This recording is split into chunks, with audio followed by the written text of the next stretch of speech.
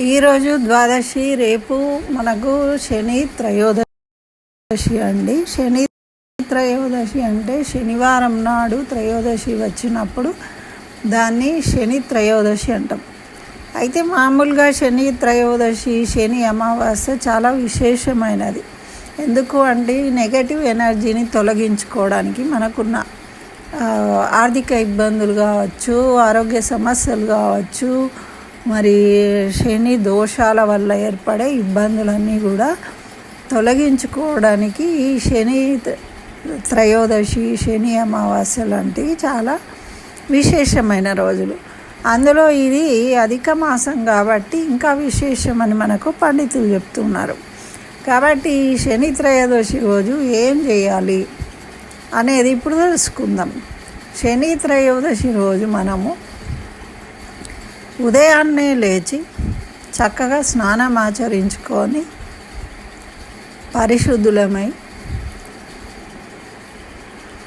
దేవాలయానికి వెళ్ళాలి.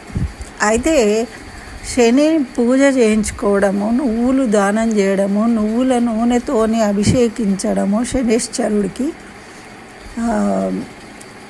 బ్రాహ్మల చేత జపాలు చేయించడము, ఈ విధంగా అంటే శని దోషాలు ఉన్నవాళ్ళు, ఏలినాటి శని కానీ 7.5 అంటారు కదా, అట్లా ఉన్నవాళ్ళు, మరి తర్వాత ఈ అర్ధాష్టమ శని కానీ, అష్టమ శని కానీ ఎటువంటిదైనా కూడా ఈరోజు చేయడం అనేది విశేష ఫలితాన్ని కలిగిస్తుంది.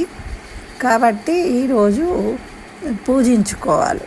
ఒకవేళ మనకి కొంతమందికి ఈ నవగ్రహాలను పూజించడము అంటే కాస్త భయపడతారు. నవగ్రహాలకు వెళ్ళి మళ్ళీ ఇంటికి రావచ్చా, కాళ్ళు కడుక్కోవాలా, ఇట్లాంటి కొన్ని అనుమానాలు ఉంటాయి. మరి భయపడేవాళ్ళు మనము ఆంజనేయ స్వామికి పూజించాలని చెప్తారు. ఎందుకు అంటే ఆంజనేయ స్వామి వరం ఇచ్చాడు.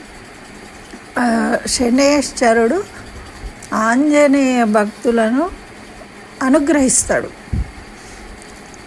ఎందుకంటే శనేశ్వరుడు అన్ని దేవతలను అంటే పరమేశ్వరుడిని కూడా తన ప్రభావం చేత లోపరుచుకున్నాడు. కానీ ఆంజనేయ స్వామిని లోపరుచుకోలేకపోయాడు. కాబట్టి అప్పటి నుంచి కూడా ఈ శనేశ్వరుడు అనుగ్రహం పొందాలి అంటే మనం ఆంజనేయ స్వామిని కూడా పూజించాలని చెప్తారన్నమాట.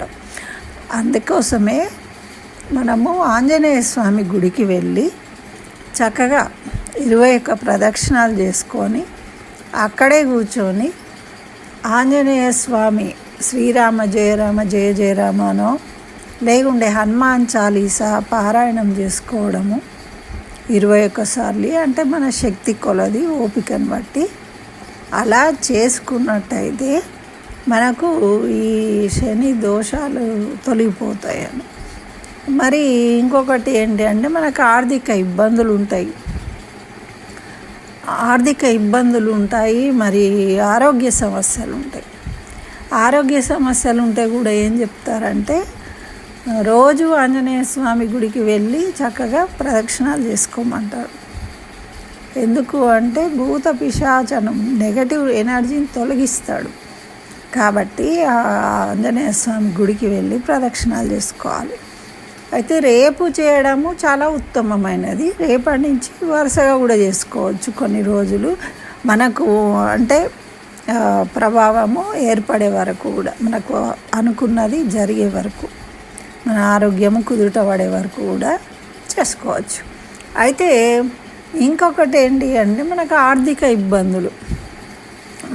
ఇబ్బందులు ఉన్నవాళ్ళు ఏం చేయాలంటే రేపు ఆంజనేయ స్వామికి ప్రదక్షిణాలు చేసుకొని 21 ప్రదక్షిణాలు చేసుకొని హనుమాన్ చాలీసా పారాయణం చేసుకొని అక్కడే ఉన్న రావి చెట్టు కింద ఒక నువ్వుల దీపం కానీ లేదా ఆవ నూనె దీపాన్ని కానీ వెలిగించి 7 ప్రదక్షిణాలు చేసి అక్కడే కూర్చొని మీ ఇష్టదైవాన్ని స్మరించుకోవాలి, నామ జపం చేసుకోవాలి. అంటే మీ కుల దైవం అనుకోండి, లేదు హనుమాన్ చాలీసా అనుకోండి, హనుమాన్ జపం కానీ ఏదైనా కానీ చేసుకున్నట్టయితే మనకున్న ఆర్థిక ఇబ్బందులు తొలగిపోతాయి. అదేవిధంగా జపం చేసుకున్న తర్వాత ఏం చేయాలంటే రాగి చెంబులో నీళ్ళు తీసుకొని అందులో ఒక చుక్క పాలు కలిపి వాటిని ఆ రావి చెట్టు మొదల్లో పోసి నమస్కరించుకొని రావాలన్నమాట. ఆ విధంగా చేయడం వల్ల మనకు ఆర్థిక ఇబ్బందులు తొలగుతాయి, కష్టాలు తొలగుతాయి అని మనకు పండితులు చెప్తూ ఉన్నారు. అవి చేసి ఫలితాలను పొందిన వాళ్ళు కూడా చాలామంది అనుభవంలో ఉంది. ప్రతిసారి ఈ విధంగా వచ్చినప్పుడు చెప్పుకుంటూ ఉంటాం కాబట్టి ఈసారి మీరు ప్రయత్నం చేసుకొని మీ ఇబ్బందులు తొలగించుకోవాలని ఇది షేర్ చేస్తున్నాను. కాబట్టి అందరూ తప్పకుండా లైక్ చేయండి. మీ ఇష్టదైవాన్ని యొక్క నామాన్ని కామెంట్లో తెలియజేయండి, రాయండి. మరి మీ బంధుమిత్రులకు షేర్ చేయండి.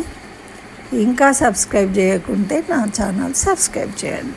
స్వస్తి. సర్వం శ్రీకృష్ణ చరణారవిందార్పణమస్తు.